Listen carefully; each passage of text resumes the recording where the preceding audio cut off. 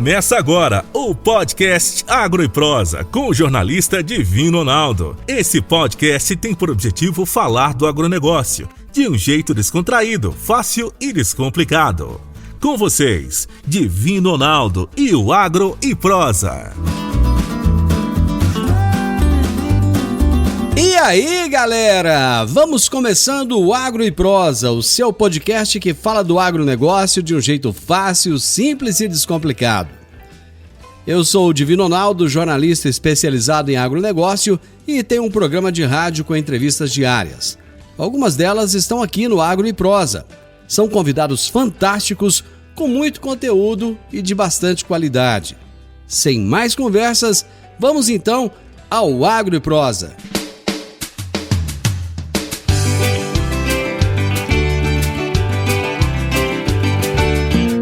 Bom, eu vou falar hoje aqui com duas personalidades do agronegócio. O Luciano Guimarães, que é produtor rural, presidente do Sindicato Rural de Rio Verde, respeitado demais da conta para tudo quanto é canto, né, Luciano? Boa tarde. Boa tarde, Divino. Boa tarde, Jean. Boa tarde a todos os ouvintes da Morada do Sol, os produtores. A instituição, ela, graças a Deus, os outros presidentes que passou, deixou um legado forte. Grande, né? De muito respeito aí fora, e a gente vem fazendo um trabalho de sustentação. E falando em respeito, a ProSoja Goiás também, aliás, a ProSoja como um todo tem um respeito hoje, uma visibilidade danada, e o Adriano Barzotto é o presidente da ProSoja Goiás. Tudo bem, Adriano? Boa tarde, Divino, boa tarde, ouvintes da Morada do Sol, Luciano Guimarães, nosso eterno guerreiro aí. É um prazer estar mais uma vez aqui podendo falar sobre os assuntos que estão no nosso dia a dia aqui no campo. A gente podia falar de assunto bom hoje, né? Vai falar de um assunto que não é tão bom assim. Deixa eu pegar aqui a nota do Ministério Público, a recomendação do Ministério Público sobre esse assunto é o seguinte: considerando que não haverá nenhum prejuízo aos produtores de grãos em Goiás por se tratarem de produtos com cotação de mercado internacional, considerando que as empresas exportadoras, trades e multinacionais que se dedicam à exportação in natura de grãos estão promovendo a desindustrialização de Goiás, o que comprometerá o desenvolvimento do Estado, o Ministério Público resolve recomendar ao excelentíssimo governador do Estado de Goiás que promova com a urgência que o momento exige estudos no sentido de tributar a exportação in natura de grãos em Goiás, a exemplo do que já faz o Estado de Mato Grosso do Sul, quer na forma de projeto de lei que tramita na Assembleia Legislativa do Estado de Goiás, projeto de lei número 1176, de 10 de janeiro de 2019, quer na forma proposta pela entidade dos industriais, seguindo o modelo do decreto número 11.803, de 23/2 de 2005. Pelo que eu entendi aqui, Adriano, parece que o agronegócio está sendo culpado do Estado de Goiás, está perdendo indústria. Divino, na terça-feira passada, quando recebemos essa notícia, ficamos praticamente sem ação no momento, porque, veja só, todo brasileiro, 99,9% dos brasileiros querem a redução tributária, a redução da carga tributária, querem uma melhoria na forma dos governos usarem os recursos públicos, e o Ministério Público veio com uma declaração dessa, orientando o governador Ronaldo Caiado a fazer a tributação dos grãos in natura que saem do estado de Goiás. Isso praticamente é inacreditável. Nós no século XXI aí termos pessoas com ideias aí da década de 80, onde aumentar impostos era a saída para todos os males. Na verdade, hoje nós temos que gerenciar melhor os nossos recursos e não aumento de impostos. Goiás tem na agricultura o motor da sua economia. E aí você cortar o oxigênio do seu motor, você sabe que a partir dali ele começa a engasgar, começa a sofrer e pode até ter uma parada. Então a gente não acredita que isso vá à frente, mas reflete os pensamentos que giram em torno das decisões do Estado de Goiás, tanto na parte jurídica como na parte governamental. A gente sabe que tem aí uma luta por trás de toda essa movimentação, mas entre o governo e o presidente da FIEG, né, o senhor Sandro Mabel, e a gente aí tem que acompanhar a situação com bastante atenção para que ela não evolua e venha a penalizar os produtores do estado de Goiás. Luciano, mais uma vez querem passar uma rasteira no agronegócio e culpar o agronegócio por aquilo que está dando errado? São pessoas que devem viver na Venezuela, na Argentina, né? Deve ser isso, é o sonho deles, né? Se eles fossem morar lá, eles iam saber o que eles estão querendo, instigando para vir pro Brasil. A Argentina é um bom exemplo agora, né? Você falou aí, é um excelente exemplo. Então tá tributando tudo. Eu acho que esse promotor, pelo grande conhecimento que ele tem, eu acho que ele veio de lá, da escola dele de lá. E o Fernando Krebs, ele já esteve aqui em Rio Verde? Eu acho que ele já esteve aqui, honesto. Se já teve, eu não me recordo. Mas eu acho que ele tinha que ir atrás de mais informação. Com todo o respeito à pessoa que é, ao promotor que é, mas eu acho que tem que ter mais informação. As pessoas, ainda mais no cargo que ele a autoridade que ele é, eu acho que ele tinha que separar o joio do trigo. Quem que é que tá pedindo para ele fazer isso? Qual que é o interesse dessa pessoa? Ele chegou a sentar com a FAEG, a conversar com a FAEG, porque a FIEG é a Federação da Indústria, a FAEG é a Federação da Agricultura. Se ele ouviu a FIEG e o assunto era a respeito do agronegócio, deveria ter ouvido a FAEG. Vocês sabem se ele chegou a ouvir o posicionamento da FAEG a respeito ou não? Eu acredito que não. E nem a ProSoja, né, Adriano? Não, com certeza não houve o diálogo entre as instituições e ele. A gente até sugere que isso aconteça em algum momento, mas para o ouvinte entender o que está acontecendo, sugerir a criação de uma taxa nos grãos exportados do estado de Goiás é como fazer o que a Argentina faz. Ela criou uma taxa de 30% no caso lá, para que o grão fique dentro do país, e chamado de retenciones, né? Então, o que está querendo se criar aqui no estado de Goiás é uma retenciones caipira, e que vai com certeza penalizar todos os produtores. No discurso da FIEG, seria apenas as indústrias que iriam pagar esse valor, que eles falam em torno de R$1 bilhão se o governo taxar. Mas a gente sabe muito bem que as indústrias que fazem a exportação direta, elas vão colocar esse custo tributário em cima da sua planilha de aquisição dos grãos e vão repassar isso ao produtor. Então esse R$1 bilhão certamente sairá do bolso do produtor. E veja só, R$1 bilhão na economia do estado de Goiás vai fazer uma falta danada, onde gira a nossa economia, empregos, renda, seria catastrófico para o nosso estado. Adriano, explica direitinho para o nosso ouvinte que não está muito a par do assunto, do que se trata, só para uma forma bem simples, só para ele entender. O estado de Goiás, ele produz 14 milhões de toneladas de grãos. Esse ano a gente até acredita que, se voltar a chover logo e a nossa produção se desenvolver da maneira que a gente sempre espera, podemos até ultrapassar os 14 milhões de toneladas. Goiás, ele costuma, em média dos últimos 5 anos, exportar 44% da soja produzida e industrializa ou consome dentro do estado já 66% da nossa soja. Então a gente é um estado, na média do Brasil, um dos estados que mais retém o grão dentro do estado. Mas as indústrias do estado de Goiás, na ânsia de comprar soja mais barata do produtor, elas volta e meia inventam esse tipo de atitude, no intuito de que, ao momento que taxar a exportação direta do grão para outros estados ou para outro país, a reserva de mercado, porque é claro que daí a indústria que teria a intenção de exportar, ela vai repensar, muitas delas não vão mais comprar no estado de Goiás. Eu até conversei com algumas exportadoras diretas, elas vão falar: por que nós vamos comprar do estado de Goiás se nós podemos ir ali em Minas Gerais, que não tem imposto, podemos ir na Bahia, que não tem o imposto, e comprar soja no preço justo? Se vocês aqui teriam uma taxação extra, é claro que isso será repassado e vocês não vão ficar competitivos, né? Então, na verdade, é uma reserva de mercado, essa reserva, e a gente sabe que está sendo capitaneada, além da FIEG, pelas indústrias locais. Isso inclusive, até muito triste de saber que as indústrias locais do nosso estado trabalham contra o produtor nesse momento. Agro e Prosa.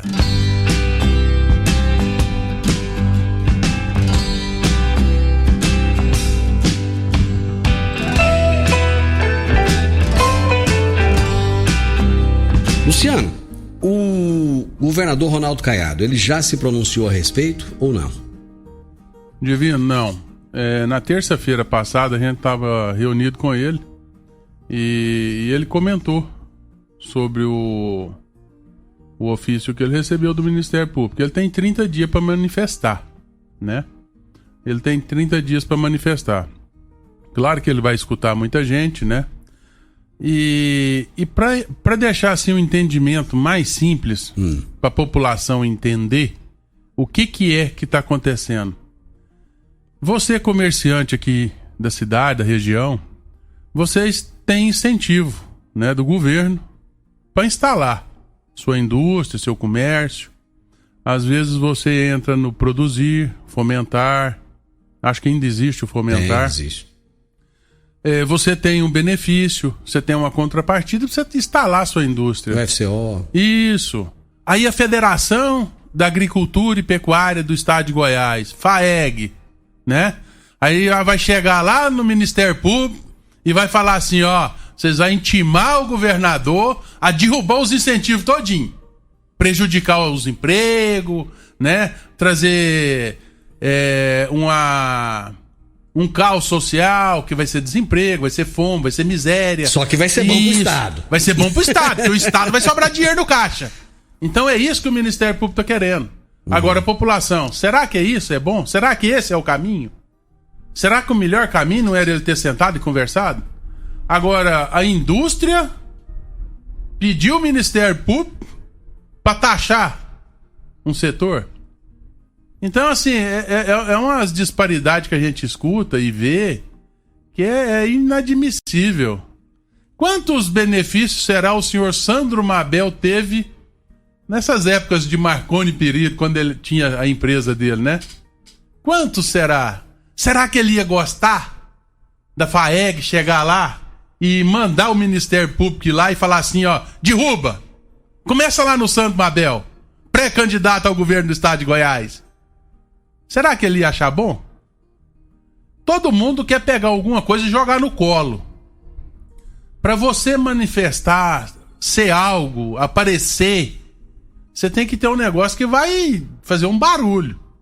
Um estradalhar. Se vai dar certo o tiro, se vai certeiro ou se ele vai errar, ele tem que jogar para saber.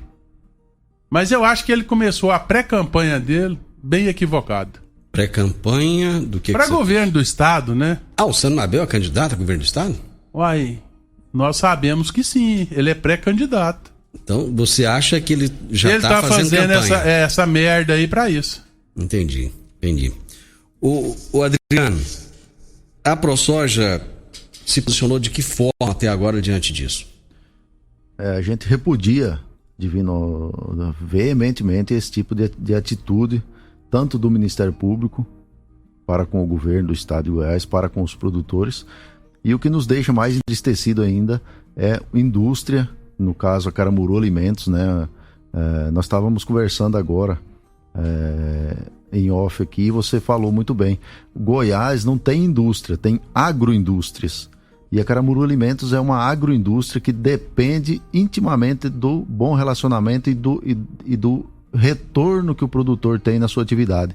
Então nos deixam bastante entristecidos a Caramuru Alimentos se portar dessa forma, abrir as portas para que haja esse tipo de solicitação, mostrando que realmente as indústrias do estado de Goiás elas não estão sendo parceiras do produtor, que é a sua fonte de renda.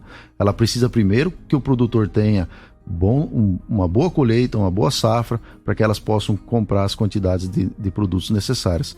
Então a gente está bastante entristecidos e repudia essa atividade. Sabemos que o estado de Goiás esse ano se posicionou no terceiro lugar como o maior produtor de grãos do estado.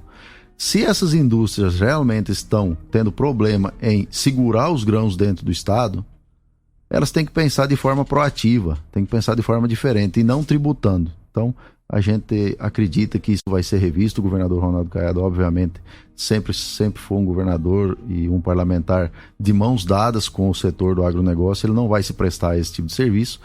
e a gente espera que as indústrias do estado de Goiás também não se prestem a esse desserviço para com o produtor rural do nosso estado. Em algum momento a Caramuru chegou a procurar a AproSoja para conversar a respeito, antes de buscar o Ministério Público, tentou um diálogo com vocês? Não, essa vontade de que os grãos fiquem mais dentro do estado é uma vontade antiga já de todas as indústrias transformadoras de grãos do estado de Goiás. Qualquer indústria que faz biodiesel, óleo, farelo ou esmaga soja e milho aqui dentro do estado, ela tem a vontade de que tenha mais produto para ela poder comprar durante todo o ano. O problema é que nós estamos em um ano bastante diferente da média. Nós temos aí um ano que os Estados Unidos teve frustração de safra, colheu um pouco, não é uma frustração, mas colheu menos. A China comprou mais do que era imaginado.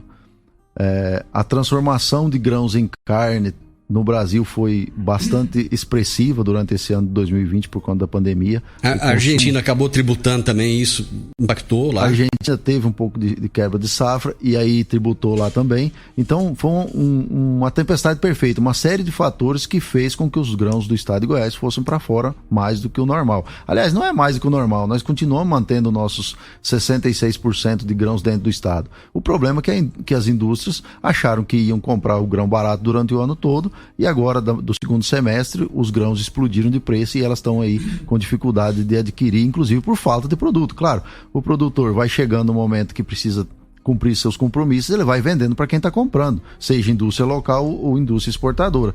E as indústrias exportadoras saíram na frente, compraram uma grande quantidade de grãos, tanto soja como milho, para exportar, e as indústrias locais ficaram aí agora a ver navios.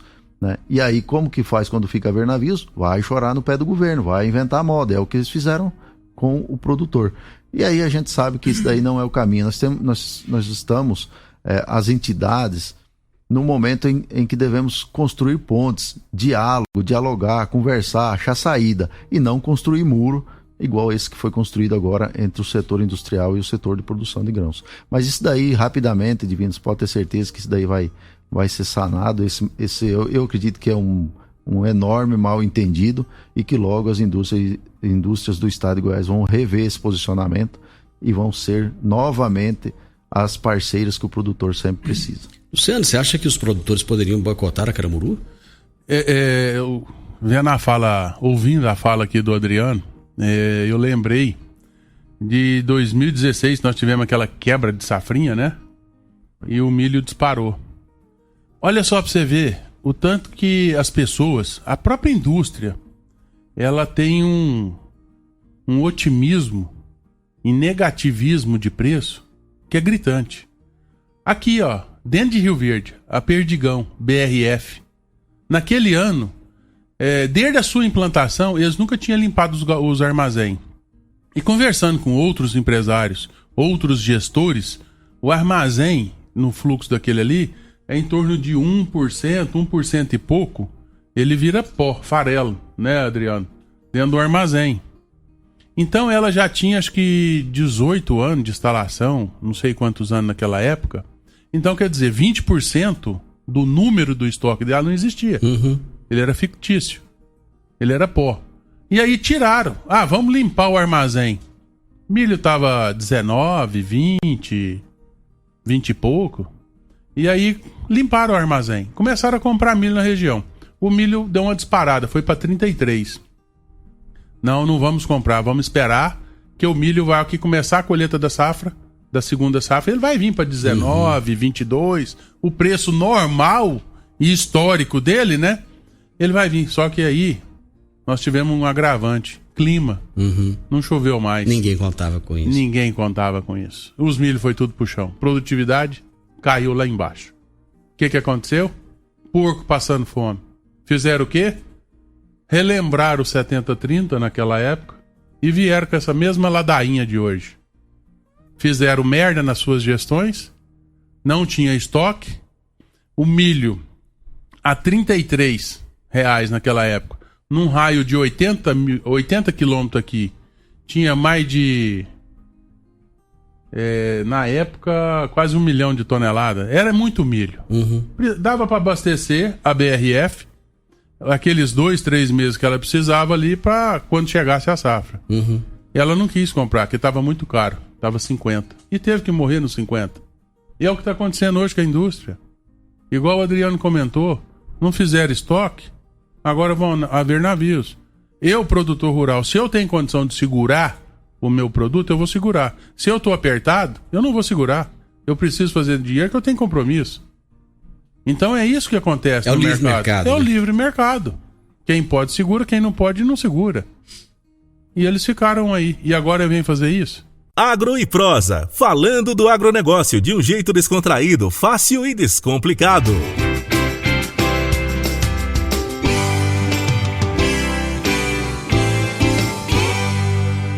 Eu acho que eu não fui muito claro na minha pergunta, então eu vou perguntar assim, bem diretamente ao Luciano. Luciano, podem os produtores rurais fazer um boicote a Caramuru? Já está chegando mensagem para os representantes comercial da empresa Caramuru. Produtor que trabalha com eles há muitos anos, já mandando mensagem. Tenho o meu contrato com vocês, não se preocupem, vou cumprir igual eu sempre cumpri a vida inteira. Vou cumprir esse ano. O excedente, haver navios. Além da Caramuru, tem mais empresas que colocaram a cara a tapa ou não?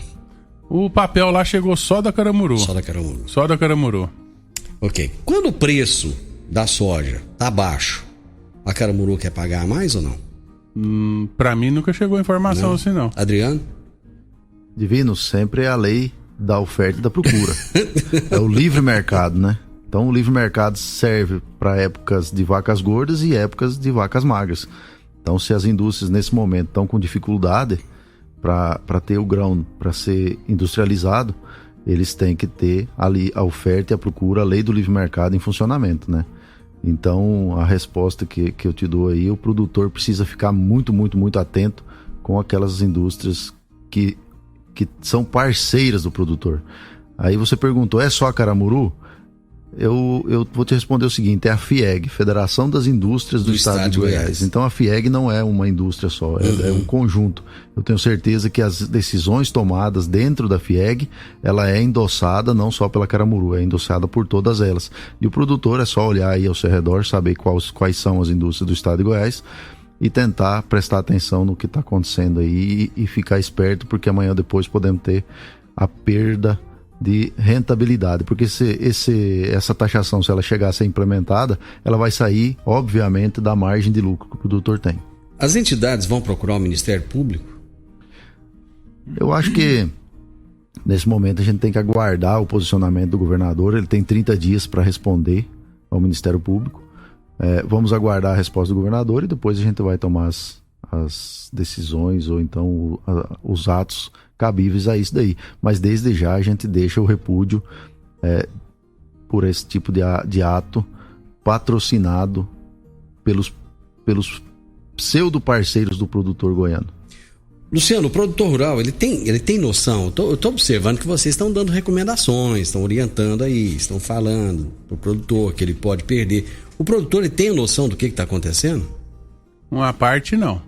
Não tem. Uma parte não. E aonde a gente sempre fala, eu, o Adriano, lá na federação, todo lugar que a gente vai, que a gente está representando as entidades e representando diretamente o produtor rural, a gente fala que o produtor ele tem que ficar mais próximo das entidades. O produtor ele tem que estar próximo, ele tem que estar sabendo o que a entidade está defendendo ele, o que a entidade está fazendo. Ela está lutando, ela está brigando pelo produtor. É aonde a gente sempre faz campanha para que os produtores associem. O Adriano fez esse ano o produtor associar a ProSoja. A gente sempre chamando o produtor para associar no Sindicato Rural. Então, uma coisa assim que eu peço, o Adriano pede. Eu sou diretor junto com o Adriano lá na ProSoja. O Adriano é diretor no sindicato juntamente conosco aqui. Então, assim, eu e o Adriano, nós pedimos. Você, produtor rural, associe a sua entidade. Associe no Sindicato Rural e na ProSoja. Qual que é a dificuldade? Por que o pessoal não faz isso? É porque vai gastar dinheiro de uma caixa de cerveja. Quanto que é o dinheiro? É muito dinheiro? É coisa mínima. É um salário mínimo. Por ano. Por ano? Por ano. Isso para associar no sindicato rural. Ninguém tá ali para ganhar dinheiro. Nós estamos ali para sustentar, deixar uma entidade... Mil e poucos, R$1.060. Isso. E lá na ProSoja? É a mesma coisa. Mesma coisa, é R$1.000. Ou seja, com 2 salários por ano, ele pode ter 2 entidades muito mais fortes representando ele. Exatamente. E por causa de 2 mil não faz. E Divino, o interessante é que para uma entidade, tanto o sindicato como a ProSoja, não é o recurso que é o mais importante. O mais importante é as pessoas. É a presença. Então essa que é a nossa luta sempre de ter o produtor como associado. Que o produtor, estando associado, você tem uma representatividade maior, você tem uma força maior para ir lá defender o produtor. Ó, se você vai defender 500 produtores é uma coisa, se você vai lá defender 3.000, a conversa muda, né? Aliás, na sexta-feira, até na entrevista com o Charles Peters, ele lembrava, na década de 80, 90, quando o produtor rural se unia, fazia caminhonaço, tratoraço, ia daqui para Brasília. Parece que havia uma união muito maior, né? Parece que naquela época o pessoal tinha um interesse maior em lutar pelas suas demandas. E hoje dá a impressão que o produtor rural, de certa forma, deu uma acomodada, né? Na verdade, Divino, é o reflexo de anos bons para a agricultura. Então, ano bom que não tem problema de estrutural, o produtor realmente ele se acomoda e fica mais olhando para dentro da porteira. É só aparecer uma dificuldade cambial, uma dificuldade política, ou então como essa taxação que poderá ser implementada no estado de Goiás, você vai ver como o produtor vai buscar suas instituições aí para defendê-lo. Então, na verdade, a gente tem que estar aqui, não é só no tempo bom ou ruim. A entidade ela precisa estar sempre defendendo o produtor. E é o que a gente faz, o Sindicato Rural faz muito bem, está sempre aí na defesa. Mas ter o produtor ao lado é o melhor dos mundos, viu? O doutor Henrique Medeiros, que participa conosco aqui toda quarta-feira, ele é vice-presidente da Comissão do Agronegócio aqui da UAB, subseção Rio Verde, ele disse o seguinte: essa recomendação do Ministério Público não tem amparo legal. A desoneração das exportações é medida de política fiscal prevista na Constituição Federal como forma de dar competitividade ao país. O Luciano acabou de falar isso. Aí é briga política, um futuro candidato aí, talvez, ao governo do estado, tentando colocar uma pedreira e uma moita de espinho na frente do governador que está em exercício. E, infelizmente, o setor produtivo aí, é o motor da nossa economia, entrou na briga aí por acidente, mas a gente acredita que vai conseguir sair dessa dificuldade aí com tranquilidade. Bom, nós já estamos no final, mas tem um outro tema aqui que eu quero só ouvir de vocês rapidamente. Foi até colocado aqui pelo Dr. Gilson, que também é advogado. Um abraço para o Dr. Gilson, muito obrigado pela sugestão.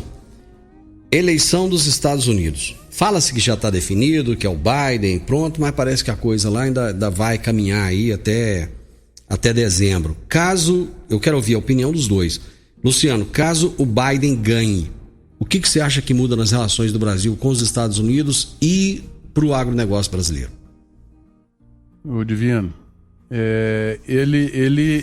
ele parece que vai ter mais um amor com a China. Sim. Indiferente um pouco do Trump e diferente um pouco do Bolsonaro. Eu acredito que para o Brasil, às vezes só não vai ser pior, porque hoje nós temos o livre comércio, né? Então você pode comprar, você pode vender aonde você quer. Um dia desse ele deu um recado aí que ele estava preocupado com a Amazônia. Tá muito. Mas nós temos, graças a Deus... deu 2 recados, foi só um. Graças a Deus nós temos um presidente hoje, né? E ele já disse, né? A Amazônia tem dono, é do Brasil e aqui nós cuidamos dela. Então, assim, eu acho que ele vai ser na parte ambiental, eu acho que ele vai ser Maria vai com as outras e pode sim vir a fazer o que estão querendo fazer agora com o setor. Trazer desgaste. Entendi. E você, Adriano, qual é o seu posicionamento a respeito? Eu entendo que política externa tanto faz o presidente ser o A ou o B, porque a cada 4 anos pode mudar, então o tempo passa rápido. O que nós precisamos ter no Brasil é uma política externa estruturada, focada, com orientação do presidente da República, para que o Brasil seja realmente defendido, coisa que a gente viu poucas vezes nos últimos 20 anos aí, realmente defenderem a pátria brasileira. Então, tanto faz se o presidente for o Trump ou se for o Biden, eu não vejo dificuldade nenhuma desde que a política seja a mais coerente possível para com o território brasileiro. Ou seja, se a gente for resumir tudo que nós falamos aqui do início da nossa entrevista até agora, tudo passa pela política, né? Tem jeito. Tudo.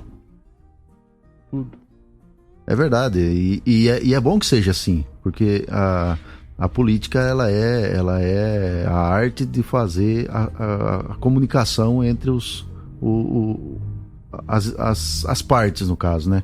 Se for uma política classista, que é o que eu e o Luciano fazemos, ou então a política partidária, então a política ela sempre precisa e ela sempre é necessária, mas desde que seja feito com honestidade, coerência, respeito mútuo. Então é uma coisa que a gente vem construindo nos últimos tempos aqui no Brasil e tinha se perdido há algum tempo atrás.